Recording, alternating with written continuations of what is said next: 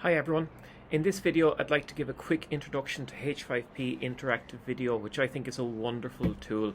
If you are interested in using video with your students, this is really a great option for you.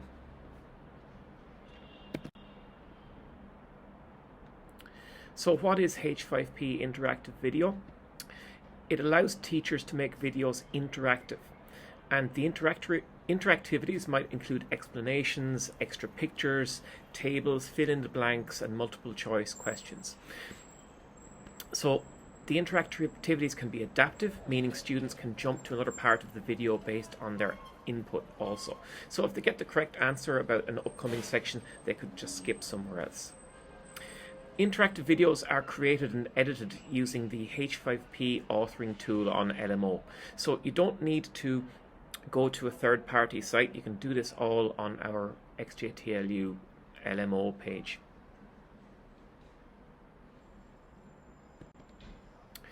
So let's talk about how to make a video. So you start with your content bank. So on your module page, look left and find the content bank. It's just under participants and groups.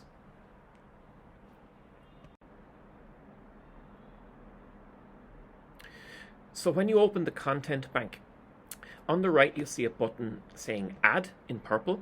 So click on that and then it opens a drop down and you can choose your activity. So maybe you want to choose interactive video, maybe you want to choose drag the words or multiple choice or something else. So now we're ready to create our interactive video.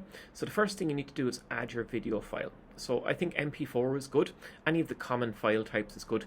H5P will accept YouTube videos, but I don't really recommend it, obviously, for our context. So what you need to do, first give it a title and keep it simple, obviously. Then you'll see these three tabs here. Step 1, upload and embed a video. So obviously with the add a video plus button, just click plus and then upload the video from your machine. So now that you've uploaded the video, it's time to add the interactions. So as you can see, I've added a video here. This is a video that I used in the Year 2 business module, just a short video. And I've switched to the middle of those three tabs. The left one was uploading the video.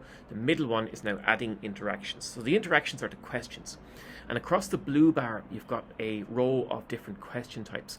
Now, you can click on these. It says to add an interaction, drag an element from the toolbar and drop it onto the video. So yes, you can do that. What they're suggesting here is to add it in any part of the picture. And so that might help if you, let's say if you wanted to ask a question about what color is the man's tie, you can have red and gold or something like that. If you just look at the common question types here, you just add an interaction, drag an element from the toolbar and drop it onto the video. So the elements are questions. I'm still getting to know some types, so for now let's mention some familiar ones. Drag the words, true or false, MCQ, and statements. So with the statement type, it's just a series of statements and only one can be correct.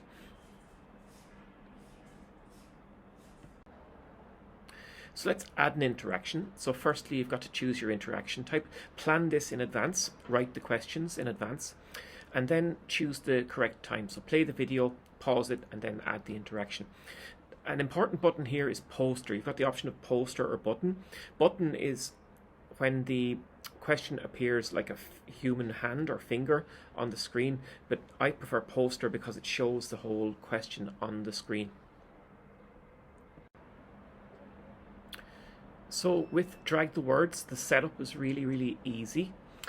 All you need to do is just put asterisks around the words you want students to notice. So where it says text here, I've just pasted in my text. I've put in asterisks around some interesting words that have meaning, and then just save down the bottom.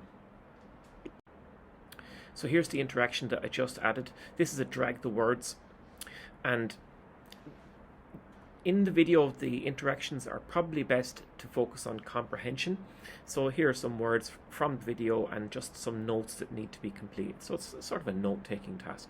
What students see is this, and it pauses the video and it takes over the whole screen, and students must answer before continuing.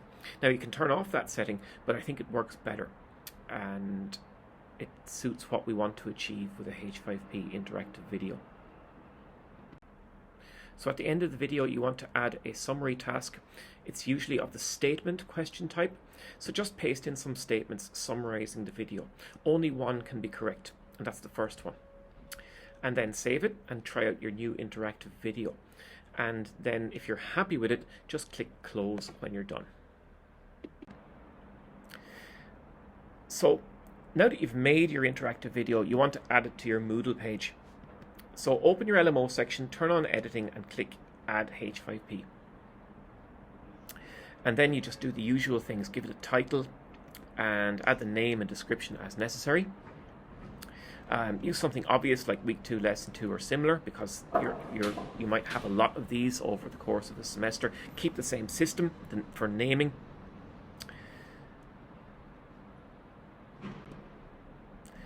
Then on the settings page, you go down a little bit and set the common module settings to visible groups. And then at the bottom of the page, set in activity completion, choose show activity as complete when conditions are met. Then turn on student must receive a grade to complete this activity. So that means that the student has to actually finish it. So that can help if you're working with the LMO page and treating it like a grade book of some kind. You want to see if students are finishing the activities. It's not possible for them to get a grade until they finish it. So even if the grade is 0, then they've got something. So this should work according to my understanding of the rules of LMO and how the completions are done. This should work. So then we go back up to the middle of the settings.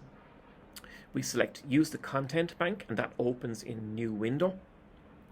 And then we choose the video you just made. You've got an option here. You can copy it, or you can choose a link. I usually make a link to it. And then we save and display. And that's about it. So it should work. I suggest trying it out yourself before you share it with students, but it should really work. And now you've created quite an interactive activity that your students can enjoy. So here's a suggested toolkit for working with interactive video. For making e-presentations like this one, I suggest PowerPoint 365. Just record the slideshow, then export it to MP4. For downloading from YouTube, use a downloader. Similarly with subtitles, you can download them. Use a TXT file for text that you want to adapt, or an SRT file if you want to add the subtitles to your H5P video. Downloading from TED is easy. Just log in and click and choose if you want subtitles. And you may need to remove some HTML from some files. Use WordPad or similar. I get images sometimes from Pixabay, and I use them in many ways. And for stitching MP4 files together, I can use QuickTime. Not very good with that, but it works.